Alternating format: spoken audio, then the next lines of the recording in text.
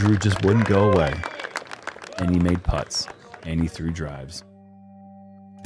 That's some of the best disc golf I've ever seen or played against, I think, in my career so far. To play against that level of competition from a 16-year-old kid is unbelievable. I mean, I played my butt off the last 3 rounds, almost threw a perfect shot on every hole I felt like, and had to go into a 4 or 5 hole playoff just to win. So first off, that's the future of disc golf right there. I mean, that kid is going to be a force to be reckoned with now, next year, in 10 years. He's insane. The poise of the kid is unbelievable, and he's a pleasure to play with. I mean, he's an overall great kid. His mom's out here, his parents support him, so that's awesome. To battle the way I did this week and come back from 50th place to end up winning the event against the best players in the world feels really good. I finished last year on a really, really good note. I had a chance of winning USDGC. I had a chance at winning the Pro Tour Finals. I was already on a pretty good trajectory, I felt like, with my game and the stuff I was working on.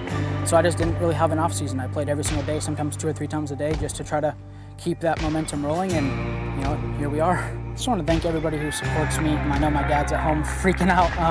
Mac for coming to hang out with me. I just want to thank everybody who has been a part of my career in Indy, whether I stayed at your house, whether you said something encouraging to me. Infinite discs, EV7 putters, squash bags, finish line discs. Thank you to everybody who makes this happen. Without everybody, there would be no me. So thank you.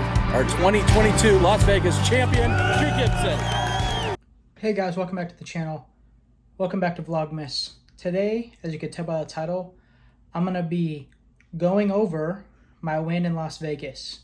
So Jeremy, Yuli, and Nate had some really, really good commentary already. So I'm going to kind of let them talk, and then I'm going to, add stuff over the top of it, or what I was thinking, or reasons why I made certain plays or whatever. So there is going to be 2 types of commentary in here. Like I said, I think Nate and them did a very, very good job of telling the story and, depicting what was going on. So I don't want to just mute them. So there will be all 4 of us talking, I guess, at a certain point. But I want to thank you guys for joining. Hopefully you guys enjoy the video.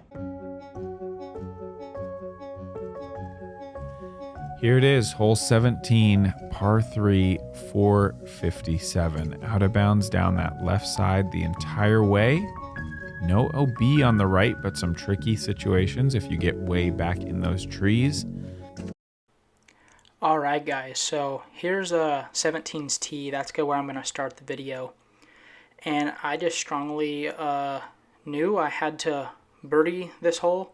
I knew that Gannon actually wasn't really going for the hole. His play all week was kind of just to lay up.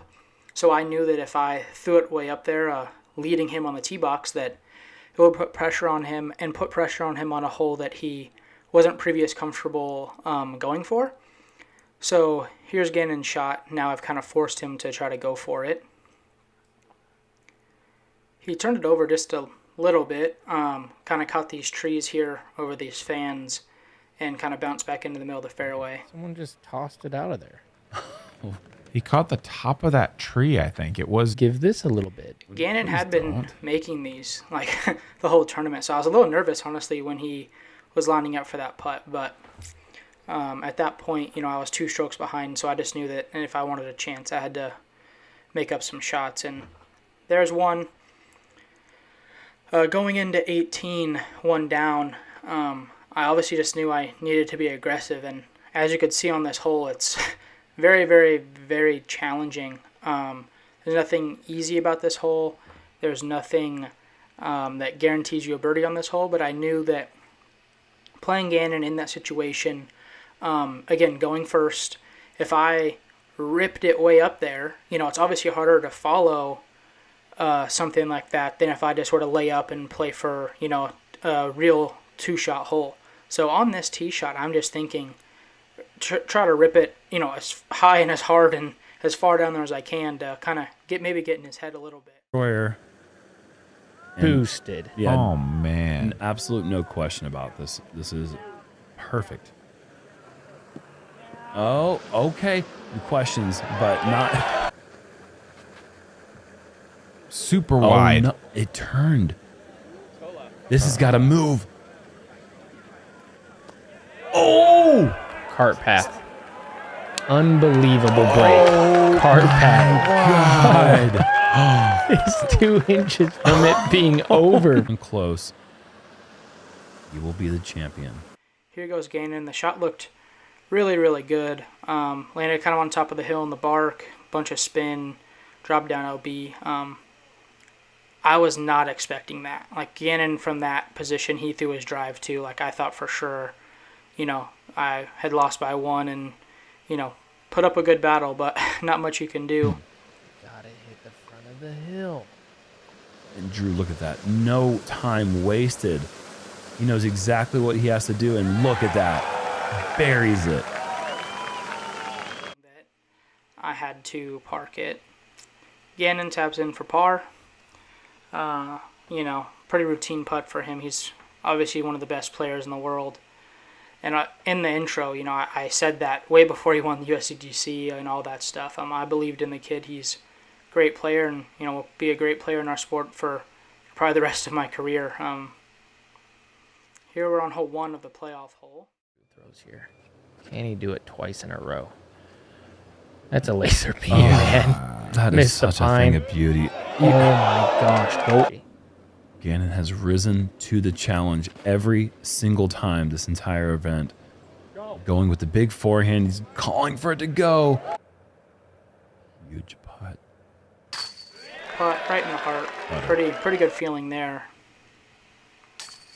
Gannon's a little left, but stays in. Gannon absolutely hated this tee shot. When he threw it, just by his reaction, I thought he was out of bounds, but ended up, you know, being relatively parked. Drew didn't throw the best shot in the first round. Okay. That's the best shot, though. Yeah, much better. Good adjustment. That's 25. Gannon, dead center. I mean, as he let go, said yes. My putt also pretty good. On to the 3rd playoff hole. Finish line era here. If you don't have one yet, make sure to go check it out. Awesome flying fairway driver by Finish Line Discs.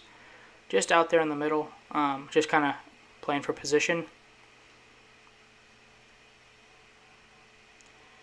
Gannon kind of pulls it right into this tree. He's going to have a tough upshot, but I never really felt like I had much of an advantage on this hole, even when my tee shot was way up there.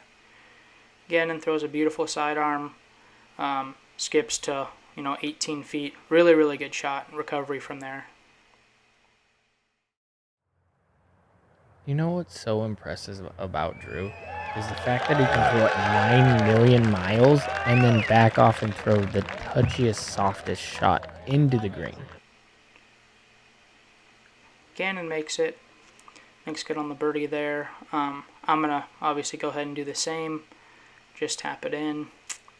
And then here is where it gets interesting, and part of the reason that actually made me want to make this video. So Gannon's going first at this point. Heiser flips up a little bit, kind of like it did in the final, you know, hole 18 of the final round before the playoff. Lands in the sand. So now I have a choice. I haven't laid up on this hole in practice or in any of the events I've played here over the years, and I just figured now's a good time to lay up and put the pressure on Gannon and make him... What he's saying by that is for the next 5-6 minutes while we're walking up this fairway, you're going to be thinking about, you're going to have to make that putt, Gannon. I don't think you can do it. Watch me. I'm going to play this short, and you're going to watch how close I am under the basket. 100-something foot jump putt layup to force Gannon to make his putt out of the sand. He's still putting for birdie, but I'm just trying to put the pressure on him.